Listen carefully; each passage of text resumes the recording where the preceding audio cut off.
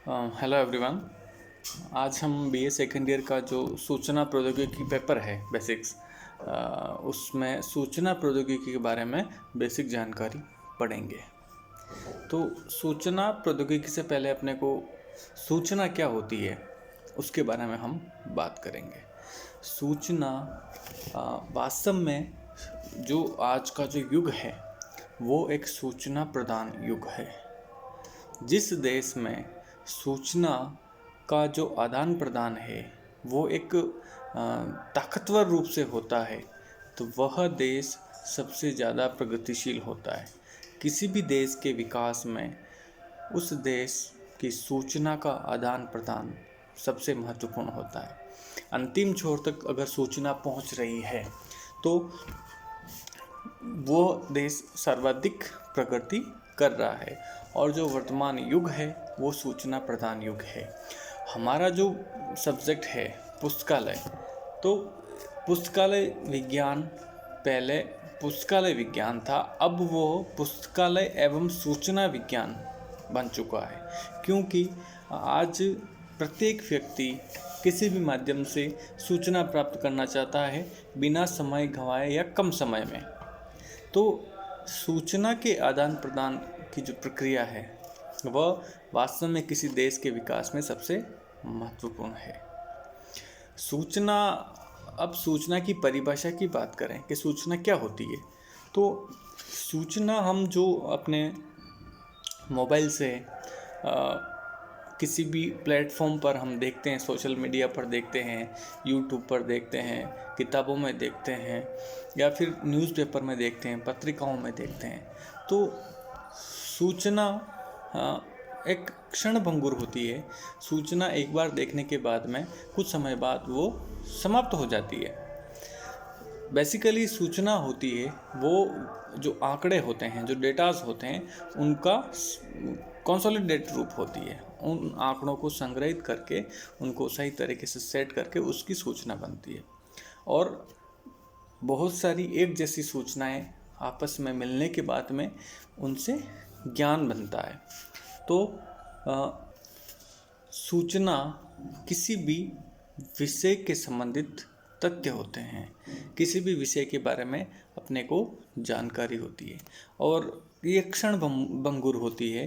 कुछ समय के लिए वो जीवित रहती है जब हम उसको देखते हैं, कुछ समय बाद में वो ऑकवर्ड या फिर अपने जो प्रचलन से बाहर हो जाती है।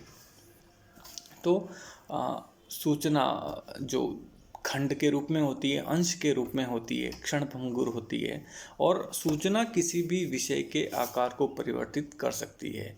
हमें कोई भी सूचना मिलती है तो हम अपनी जो सोच है उस सोच को बदल सकती है। सूचना इतनी महत्वपूर्ण और पावरफुल होती है। किसी भी विकासशील या विकसित देश का सबसे बड़ा हथियार वहाँ का सूचना तंत्र होता है, वहाँ की सूचनाओं का आदान प्रदान होता है और उन देश के विकास में, उनकी लिटरेसी के विकास में या उनकी सर्वांगीण विकास में सूचना का महत्वपूर्ण योगदान होता है। अब हम सूचना एवं सूचना की जो टेक्नोलॉजी है, जिसे हम प्रौद्योगिकी बोलते हैं, उसके बारे में बात करते हैं। सूचना का जो आदान प्रदान पहले जो मैन्युअली होता था, संदेश वाहक होते थे, डाकिये होते थे, पहले के ज़माने में पशु पक्षियों द्वारा भी सूचनाओं को आदान प्रदान किया जाता था। तो जैसे जैसे कंप्यूटर का आविष्कार हुआ, 50 के दशक में कंप्यूटर का आविष्कार हुआ, तो सूचना तकनीकी की शुरुआत भी वहीं से कहीं न कहीं मानी जा सकती है। तो बेसिकली सूचना के अंतर्गत 4 मुख्य कंपोनेंट या 4 तथ्य काम करते हैं, जिसमें सबसे पहला जो तथ्य होता है वह होता है कंप्यूटर प्रौद्योगिकी, कंप्यूटर का विकास। ठीक है।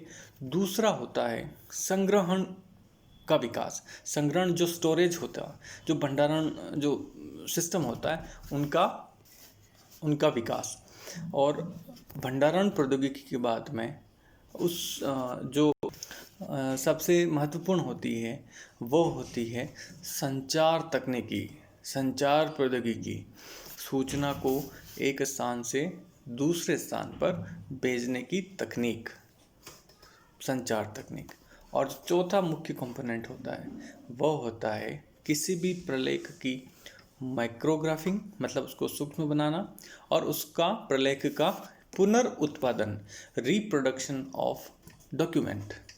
तो सूचना जो प्रौद्योगिकी है, जो इंफॉर्मेशन टेक्नोलॉजी है, उसके अंतर्गत प्रमुख 4 कंपोनेंट बात करते हैं। कंप्यूटर प्रौद्योगिकी, भंडारण या स्टोरेज प्रौद्योगिकी, और तीसरी है जो कम्युनिकेशन टेक्नोलॉजी या संचार तकनीकी, और चौथा है किसी भी डॉक्यूमेंट का माइक्रोग्राफिकिंग और उस प्रलेख का पुनर्उत्पादन। ये 4 कंपोनेंट मिलकर जो सूचना प्रौद्योगिकी है उसको बनाते हैं। अब हम एक एक के ऊपर चर्चा करेंगे। तो सबसे पहला है कंप्यूटर तकनीकी। कंप्यूटर का आविष्कार सबसे पहले 1950 के दशक में शुरुआत हो गई थी। हाँ, उससे पहले हम एक बार बात करें, जैसे अब मैं आप तक किसी भी माध्यम से पहुंच पा रहा हूं, या हम संवाद करते हैं, चाहे ऑनलाइन माध्यम है, कोई भी सोशल प्लेटफॉर्म है, तो उसमें ये जो चारों हमने मुख्य जो बातें कही, उनका चारों बातों का उपयोग होता है। आप किसी भी एंगल से इसको देख सकते हैं। सबसे पहला कंप्यूटर तकनीकी, तो जो आज हमारे सामने जो गैजेट है, मोबाइल है, ये कंप्यूटर तकनीकी के अंतर्गत। इसके बाद में स्टोरेज, जिसमें कि मेमोरी की बात आती है। तो कहीं ना कहीं जो हम बात कर रहे होते हैं, ये बात डेटा के रूप में संग्रहित हो रही होती है किसी न किसी फॉर्मेट में। तो उसके लिए इन मोबाइल में संग्रहण की जो प्रौद्योगिकी वो आती है। फिर है कम्युनिकेशन, संचार तकनीकी।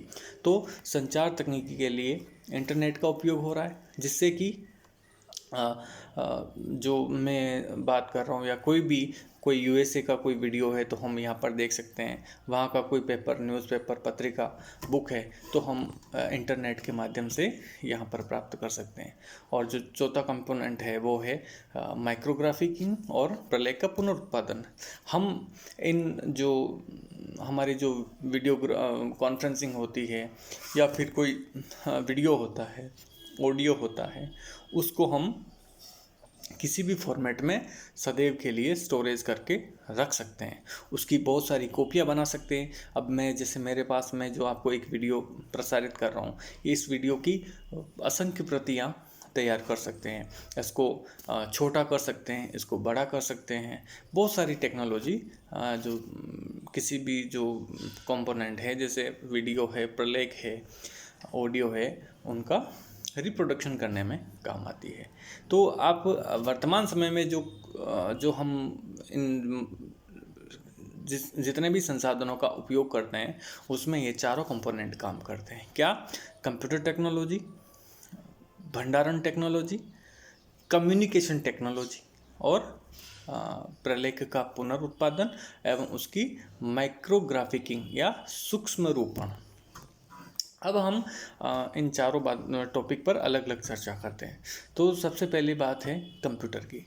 तो कंप्यूटर का हमने पिछली जो वीडियोस हैं उनमें देखा ही था कि कंप्यूटर का विकास किस प्रकार से हुआ, और कंप्यूटर के विकास के साथ ही जो ये टेक्नोलॉजी है इसकी शुरुआत हो गई थी। कंप्यूटर तकनीकी के साथ साथ में भंडारण तकनीकी का भी उपयोग होने लगा। वैसे जो कंप्यूटर तकनीक का उपयोग होने लगा, तो चौथी जो पीढ़ी थी तब माइक्रो कंप्यूटर आ चुके थे। चौथी पीढ़ी में अल्ट्रा वेरी लार्ज जो सिस्टम होता था, चौथे जो जनरेशन में, फोर्थ जनरेशन में, तब से माइक्रो कंप्यूटर या फिर पर्सनल कंप्यूटर की शुरुआत हो चुकी थी। तो तब से सूचना तकनीकी का विकास तो पहले से शुरू हुआ था, लेकिन तब से ज़्यादा इसकी शुरुआत होने लगी थी, ज़्यादा इसका उपयोग होने लगा था चौथी पीढ़ी से। और वर्तमान में जो 5वीं पीढ़ी चल रही है, वो 5वीं पीढ़ी तो इसी के ऊपर आधारित है। पहले की जब कम्युनिकेशन, जिसे हम संचार कहते हैं, संचार की शुरुआत बड़े स्तर पर नहीं हुई थी तब इसको केवल सूचना तकनीकी की बोलते थे, इंफॉर्मेशन टेक्नोलॉजी। लेकिन संचार तकनीकी का विकास होने के बाद में इसको इंफॉर्मेशन कम्युनिकेशन टेक्नोलॉजी, सूचना संचार तकनीकी बोलते हैं। आज हम जहाँ भी देखते हैं वहाँ आईसीटी की बात आती है, न कि इंफॉर्मेशन टेक्नोलॉजी की। आईटी जो शब्द है वो अब आईसीटी बन चुका है। तो इसमें जो कंप्यूटर की बात हमने की, दूसरी है जो स्टोरेज की बात करते हैं। तो स्टोरेज का भी पहले जो स्टोरेज होते थे चुंबकीय टेप के रूप में, चुंबकीय डिस्क के रूप में, फ्लॉपी डिस्क के रूप में और किसी ड्राइव के रूप में, तो उनकी जगह अब उनमें उनकी क्षमता, भंडारण क्षमता कम होती थी, उनकी वैलिडिटी कम होती थी। तो उसका भी विकास होकर आज ऑप्टिकल, जैसे सीडी है, डीवीडी है, ब्लू रे डिस्क है और बहुत सारे पेन ड्राइव सिस्टम है, बहुत सारी ड्राइव्स आती है, हार्ड डिस्क है।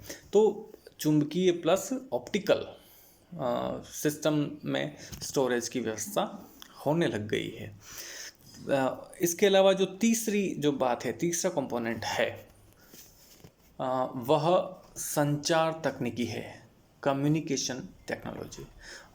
वर्तमान में जो किसी भी 20वीं शताब्दी है, 21वीं शताब्दी, इसमें जो सामाजिक विकास या आर्थिक विकास या किसी भी देश का विकास हो रहा है, इस विकास में इस जो कम्युनिकेशन टेक्नोलॉजी है उसके आगमन ने क्रांति ला दी है। आज अंतर्राष्ट्रीय स्तर के इंफॉर्मेशन सिस्टम बन चुके हैं, जो हम सेकेंड ईयर में पढ़ेंगे।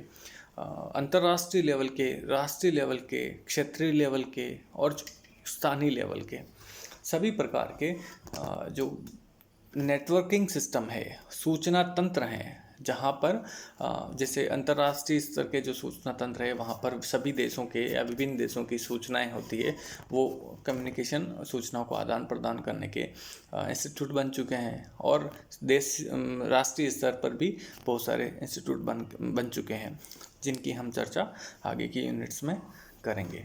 तो जो संचार तकनीकी है, जो कम्युनिकेशन है, कम्युनिकेशन ने वास्तव में पूरे विश्व भर में क्रांति ला दी है। और कम्युनिकेशन में जो प्रमुख जो कंपोनेंट काम आते हैं, जिसमें नेटवर्किंग है, उपग्रह है और इंटरनेट है, इंटरनेट का एक्सेस है, और इसके अलावा डाटा का संप्रेषण है। डाटा का संप्रेषण के साथ साथ में उसकी उन्नत तकनीक है, मतलब डाटा विशुद्ध रूप से एक स्थान से दूसरे स्थान पर जा पा रहे हैं, और उनके लिए कम जो जिसे हम मेमोरी कहते हैं, उनके लिए कम इंटरनेट या मेमोरी की आवश्यकता होती है। इसके अलावा पैकेट स्विचिंग है, सूचना का जो आदान प्रदान पहले के समय में होता था वो 1 वे होता था, फिर आज 2 वे होने लग गया। 1 वे मीन्स जो शुरुआती दौर में जो संचार तकनीकी का उपयोग हुआ था, तब एक स्थान से एक सूचना को भेजा जा सकता था, और अगर अपने को सूचना प्राप्त करनी होती थी तो उसके लिए अपने को वेट करना होता था। पहले सूचना भेजो, फिर सूचना प्राप्त होगी, फिर उसके बाद वापस सूचना भेजो, वापस प्राप्त होगी। मतलब एक समय में एक सूचना ही भेज सकते थे या एक सूचना ही प्राप्त हो सकती थी। लेकिन 2 वे कम्युनिकेशन होने के बाद में अब हम रियल टाइम में, वास्तविक समय में सूचनाओं को आदान प्रदान एक साथ कर सकते हैं। एक ही उस नेटवर्किंग सिस्टम में हम हजारों लोग एक साथ में बात कर सकते हैं, सूचना का आदान प्रदान कर सकते हैं। तो ये सभी संचार तकनीकी के विकास के विभिन्न आयाम है। संचार तकनीकी ने वास्तव में मतलब पूरे विश्व भर में क्रांति लाती है और पूरे विश्व को एक ग्लोबल विलेज, मतलब वैश्विक गांव के रूप में लाकर खड़ा कर दिया है। आज एक देश की जो दूरी है वो किसी दूसरे देश से कम नहीं रह गई है। विदेश में बैठा हुआ व्यक्ति आज आराम से रियल टाइम में वीडियो कॉलिंग कर सकता है, ऑडियो कॉलिंग कर सकता है, सूचनाओं को आदान प्रदान कर सकता है, मैसेज भेज सकता है। तो ये सभी संचार तकनीकी के विकास के कारण ही संभव हुआ है। अब बात करते हैं हम इसके चौथे कंपोनेंट की, जो है किसी भी जो डॉक्यूमेंट होते हैं। अब जब इतनी सूचना का विस्फोट हो रहा है, ठीक है। इसके अलावा सूचनाएं, क्योंकि सूचना सिस्टम तो काफ़ी समय से चल रहा है, पहले उसके माध्यम अलग थे, लेकिन सूचनाओं का आदान प्रदान तो कहीं ना कहीं होता ही था। और जितनी भी पहले सूचनाएं इकट्ठी हुई है ज्ञान के रूप में, विभिन्न सूचना मिलकर ज्ञान बनती है।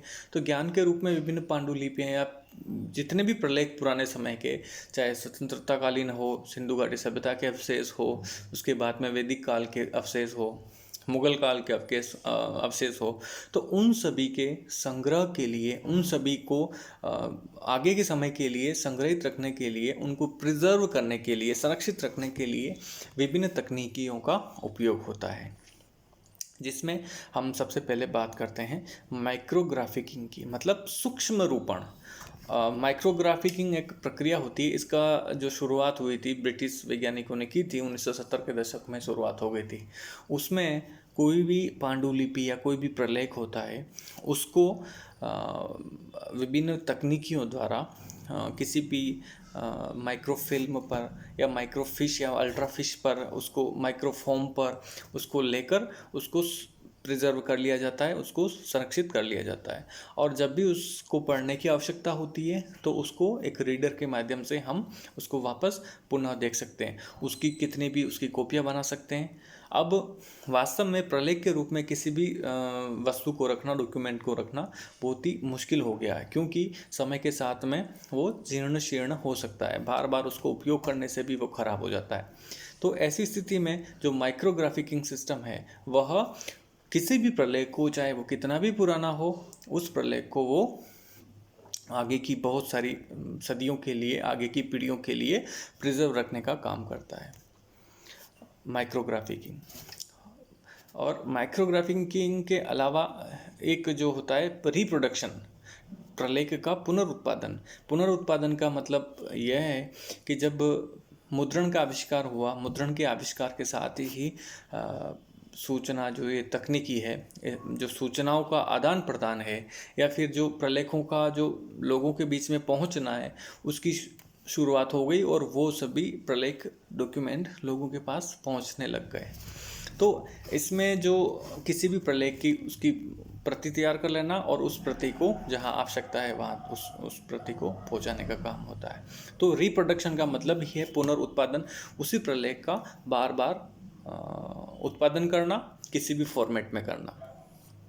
बेसिकली हम इसको फोटोकॉपी या फोटोकॉपी, मैक्सिमम फोटोकॉपी के रूप में ही उसका उपयोग होता है। फोटोकॉपी मीन्स एक तो उसको एज हूबहू उसकी नकल हो जाना, और एक होता है उसकी कॉपी हो जाना। नकल का मतलब होता है कॉपी ना होकर उसी फॉर्मेट में नया मतलब उसको मशीन के द्वारा उसको लिखा जाना, और दूसरा होता है कि उसकी कॉपी हो जाना, सेम एज कॉपी।